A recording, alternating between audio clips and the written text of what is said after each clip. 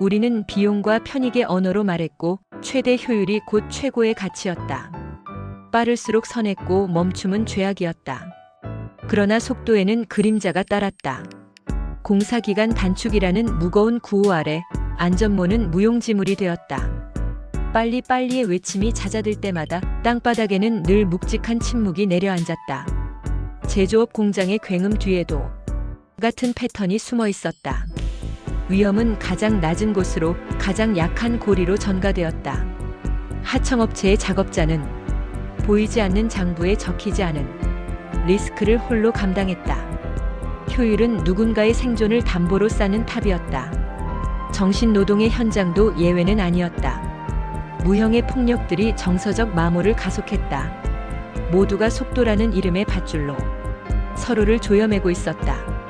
산재와 불편, 부족한 사회 간접 자본에 대한 불만. 이 모든 비극의 공통 분모는 단 하나였다. 더 빨리, 더 적은 비용으로. 이 멈출 줄 모르는 속도 자체가 문제의 뿌리였다. 건축가가 이에 균열을 내는 질문을 던졌다. 우리가 아끼려고 하는 비용과 시간이 정말 사람의 목숨보다 가치 있을까요? 도시는 다른 가치로 새롭게 지어져야 합니다. 그 첫 번째 돌은 생명입니다. 이 기준을 지키기 위해 기꺼이 더 많은 비용과 시간을 들여도 괜찮다는 모두의 합의가 필요합니다. 지혜는 반문했다. 좋은 이야기지만 우리는 기꺼이 느려질 준비가 되어 있는가? 불편함과 추가 비용을 불평 없이 감수할 의사와 능력이 있는가? 합의는 법규의 변경이 아니라 개개인의 반성에서 시작되는 근본적 가치관의 전환이었다.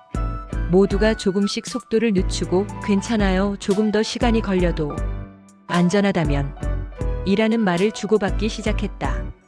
속도보다 생명을 우선하는 합의 위에서 도시는 느리지만 확실하게 모습을 갖춰갔다.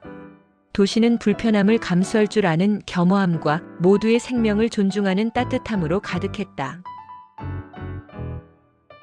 앞서 얘기는 속도보다 생명, 효율보다 인간, 비용, 편익 분석의 재해석이라는 주제를 상징적으로 그려본 것입니다. 경제학에서 가장 기본적인 분석 도구가 비용, 편익 분석입니다. 무언가를 결정할 때 들어가는 비용과 얻을 수 있는 편익을 비교해서 더 나은 쪽으로 선택하는 것이 합리적 판단이라고 배우죠.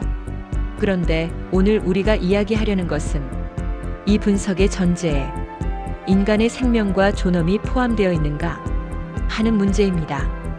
건설 현장에서 반복되는 산재사고, 제조업 공장의 연쇄적 인명피해, 배달 노동자들의 잦은 교통사고, 정신 노동자들의 과로와 감정노동, 이 모든 것의 뿌리를 거슬러 올라가 보면 결국 하나의 구조적 명령에 도달합니다.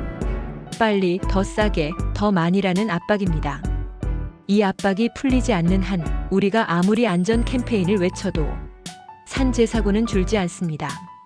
그 이유는 비용, 편익 분석의 틀 자체가 생명보다 속도를 우선시하고 있기 때문입니다. 현장의 관리자에게 물어보면 대개 이렇게 말합니다. 안전교육 다 시켰습니다.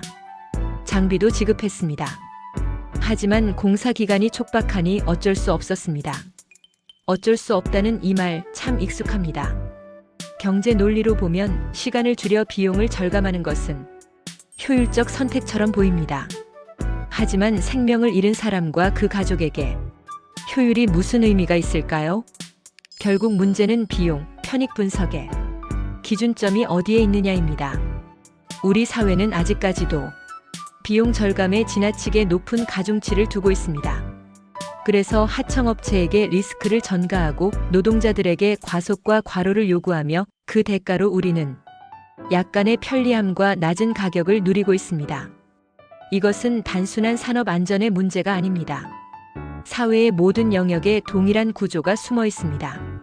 감정 노동자에게 고객은 왕이다라는 말을 강요하며 공공 인프라 예산을 줄이면서 불편하다고 불평하는 우리 시민의 태도 역시 모두 같은 맥락에서 출발합니다.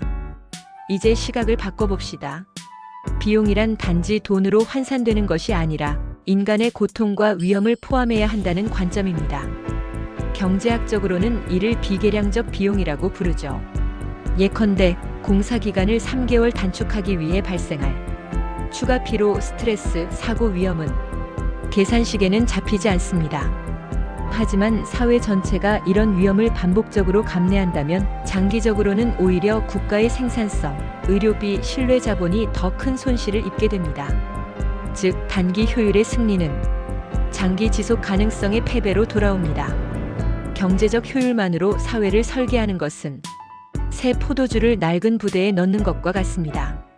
결국 부대가 터지고 포도주도 잃게 되죠. 새로운 시대에는 새로운 가치의 틀이 필요합니다. 이제 질문을 바꿔야 합니다. 왜 사고가 발생하는가?가 아니라 우리는 과연 안전과 생명을 위해 얼마만큼의 비용과 시간을 지불할 의사가 있는가?로 말이죠.